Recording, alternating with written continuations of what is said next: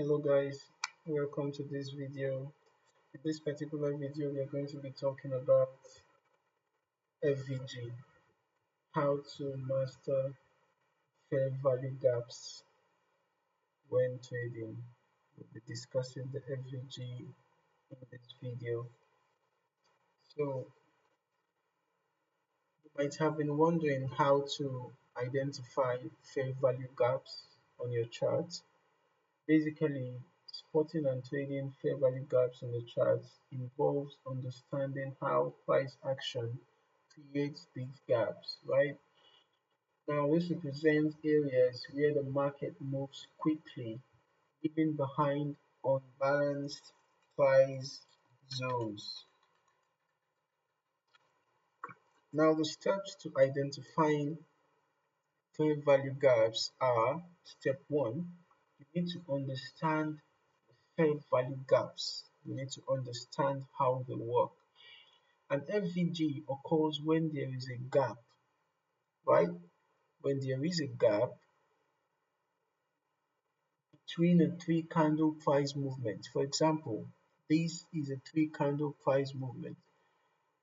We just need only these three candles for our experiment, right? When there is a gap between a three candle price movement such that the middle candle's high or low does not overlap with the previous or subsequent candle's price ranges. So for example, this candle, its low does not overlap with this candle's price movement, neither does the high overlap with this candle's price movement. So in that situation, we can say that we have an FVG, a fair value gap, right? Now this indicates an imbalance between buyers and sellers, often caused by strong market momentum. So whenever you see an FVG, it shows that there was a strong momentum. It could be a bullish FVG, it could be a bearish FVG. In a bullish FVG scenario, it means there was strong bullish momentum. In a bearish FVG scenario, it means that there was strong bearish momentum. Now, you need to select the time frame that you want to identify your FVG on. For example, we are on the daily time frame. In this particular video, I'm dealing with the daily time frame. Now, once you have identified the time frame, if you are a scalper, you might be working on smaller time frames, maybe 5 minutes, 15 minutes, 1 minute. But as a day trader, you might be looking at 1 hour time frame. As a swing trader, perhaps you can consider 4 hours and daily time frame, right? So now to spot your fair value gaps, you just need three candles, and then make sure the second candle does not coincide with the price movements of the previous or the subsequent candle. After you have identified that, the next thing for you to do is you need to mark the gap, right?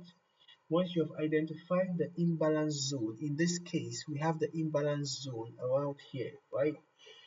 We have the imbalance zone around here. Somewhere around here, we have our imbalance zone. Let's just set these. Have our imbalance zone somewhere around here. Now, after marking this zone, all you need to do is to wait for price to retrace back into it. This gap can act as a potential area for price to retrace back into.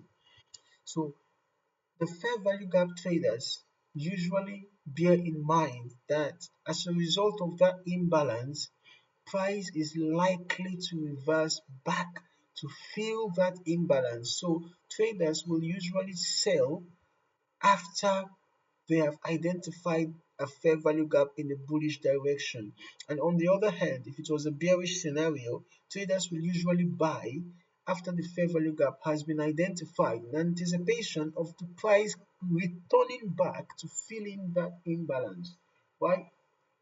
So after you have marked the zone, as we did here, we have marked the FVG zone. The next thing is to wait for price to revisit the FVG. Now, the idea is to wait for the price to return to the FVG zone before considering an entry. However, some traders will just enter in anticipation of the price returning to fill in that FVG zone. But if you want to use the method of waiting for the price to revisit the FVG, then typically when the price revisits this gap, it signals an opportunity for a trade. For example, in a bullish scenario, you can expect price to bounce back from the lower boundary of the FVG. For example, we can see that the FVG was occurring around here, and we can see that after price came back to fill in the imbalance, the price bounced back. It was just a little bit below the second candle in the FVG. So we can see that price bounced back off the lower boundary of the FVG. So this is a strategy that some persons use. Some decide to wait for the price to fill in the imbalance first and then enter a buy trade because they expect it to bounce off the lower boundary of the FVG. Now, if it was a bearish scenario, then it's just the reverse. Once the price climbs up and refills the imbalance, then some traders sell in anticipation of the price to bounce off or get rejected from the upper boundary. Right? It's just the opposite. Now, the next thing for you to do is you can also combine your signals with other indications or indicators for extra confirmation, right? To improve the accuracy of your FVG trades, it's important if you combine it with other technical indicators. Combine your strategy, whether you want to trade the reverse after a buy, perhaps opening a sell in anticipation of the imbalance getting filled, or if you want to wait for the price to come down, that is in a bullish trade, and then get bounced off the lower boundary of the FVG. Whatever the case may be, you can use other indicators as extra confirmation. You can decide to use momentum indicators like the stochastics or the RSI or any other indicator of your choice, or even the moving averages, just for extra confirmation, right? And then it's important that you plan your entry and your exit on time. If you want to enter after the reversal, when price bounces off the lower boundary for a bullish trade, then you want to make sure that you time your entry properly so that right after the price gets to the lower boundary, you enter your buy trade, and then you can set your stop loss just below the swing low that precedes the lower boundary.